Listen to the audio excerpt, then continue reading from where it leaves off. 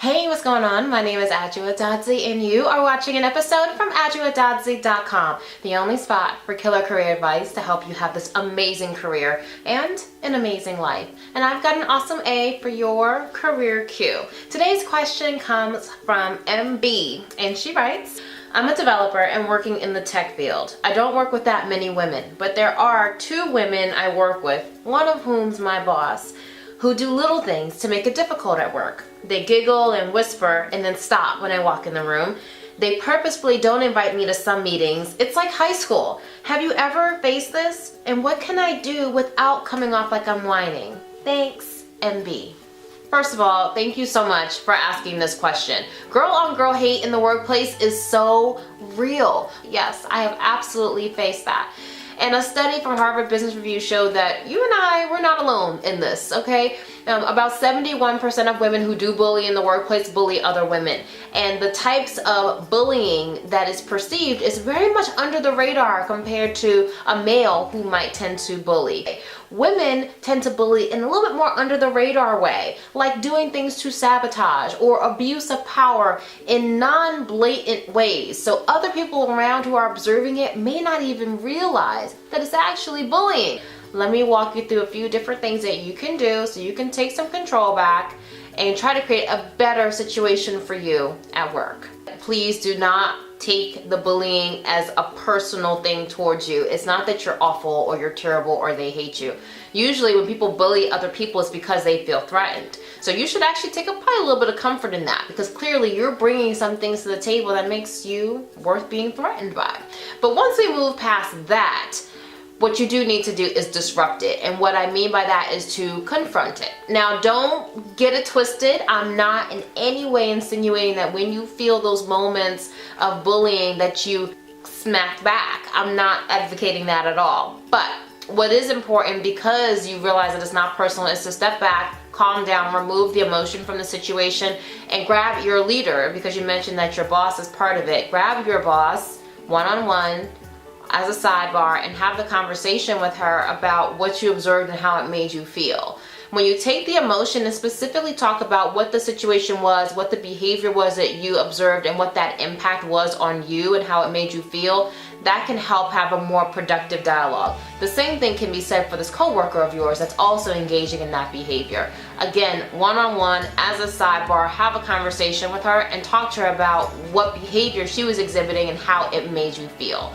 When people bully, they need to be confronted. Otherwise, the bullying will continue. So the more you can confront it in a professional, non-emotional way, the more power you actually give yourself in handling the situation. Now, this next point may feel like I may have lost my mind, but I think most of us want to avoid people when we feel like they're bullying us, unless I absolutely have to work with them, right? But I'm gonna ask you to do the exact opposite. I actually want you to engage with the people that you feel are bullying you more.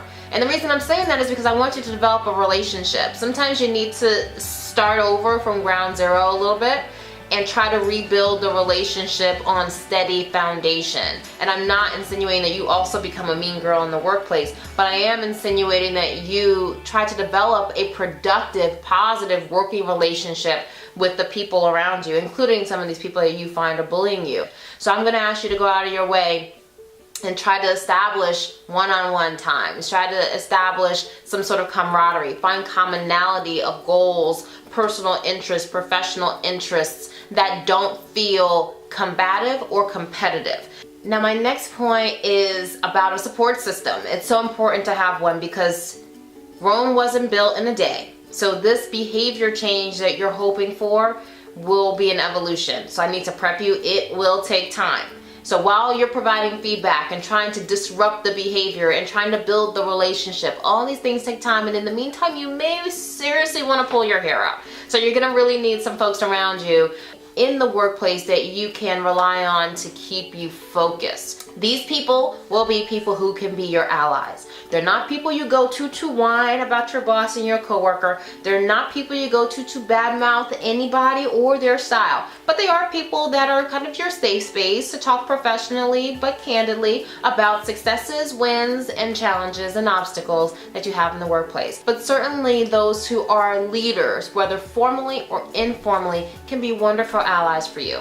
If you don't have a mentor or a sponsor already in your life, I encourage you to have one, because a mentor and a sponsor will be wonderful advocates for you during moments like this when you're trying to figure out whether or not it's time to disrupt the behavior or potentially even escalate. Speaking of escalation, I really always encourage people to try to deal with this type of behavior one-on-one first. And give people time, because as I mentioned, sometimes people think, I gave them the feedback 2 times and I haven't seen the change. Well, you know what? People are used to engaging in a certain way. You may have to give the feedback more than 2 or 3 times before you're starting to see the behavior change that you hope to see. So assuming for the purposes of this discussion that you've done your due diligence, you've provided the feedback, you've put your best foot forward, you've attempted to build a positive relationship, and it's just not helping. Well, then you know what? That's why we have senior leaders. That's why we have human resources departments. That's why many organizations have anonymous, confidential alert lines. Leverage those obstacles after you've exhausted all of the other opportunities to engage with that person one-on-one and create a more positive, productive working relationship.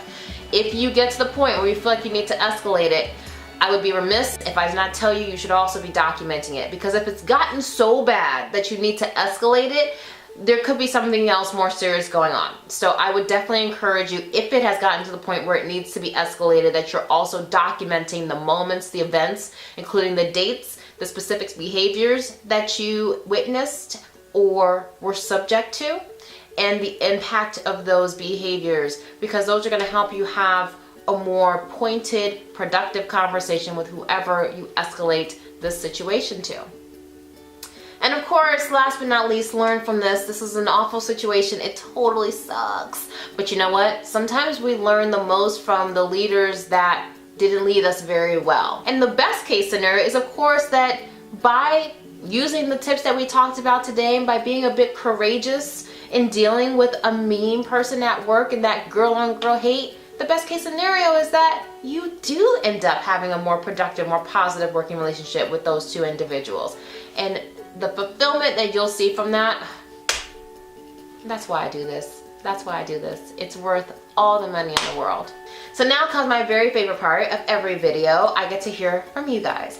So over at the site adwoa.z.com, underneath this video is a comment section, and I want to hear from you guys. I want to hear about your girl-on-girl hate, workplace bullies, things you've experienced, and things you've done potentially that I haven't talked about in the video that have also worked. Because you never know how your words of wisdom are going to cause an aha moment in another one of our amazing viewers. And while you're over there jotting down your comments at the site, I really do encourage you to sign up for our email updates so that you never miss out on any of the new videos that I drop each week, like this one, so that you can have this amazing career and an amazing life.